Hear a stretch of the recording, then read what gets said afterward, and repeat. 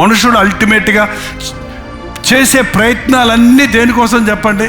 హాయిగా ఉండాలి అంటారు. హాయిగా ఉండటం అంటే ఏంటి? సమాధానంగా ఉండటం, సంతోషంగా ఉండటం. సంతోషం సమాధానం అక్కజల్లిందంట. అది లేకుండా ఇది లేదు, ఇది లేకుండా అది లేదు. ఏంటంటే ఆ సంతోషం సమాధానాన్ని మనం కలిగి ఉండాలంటే అది క్రీస్తు ద్వారా మాత్రమే సాధ్యం. ఏ పరిస్థితుల్లోనైనా సరే అన్నీ ఉంటే సంతోషంగా ఉండటం కాదు, ఎవరు నీ జోలికి రాకపోతే సమాధానంగా ఉండటం కాదు. నీవు ఎలాంటి బాధల్లో ఉన్నా, ఎలాంటి అపనిందలో ఉన్నా, ఎటువంటి అవమానాలు ఎదుర్కొంటున్నా, ఎలాంటి శోధనలు ఎదుర్కొంటున్నా, ఎటువంటి పోరాటాలు ఎదుర్కొంటున్నా, ఎటువంటి కష్టాలు ఎదుర్కొంటున్నా, రోగాలు ఎదుర్కొంటున్నా, ఆర్థిక ఇబ్బందుల్లో ఉన్నా కంగారు పడిపోతాం, కలవరపడిపోతాం, బెంగపెట్టుకుంటాం, బాధపడిపోతాం.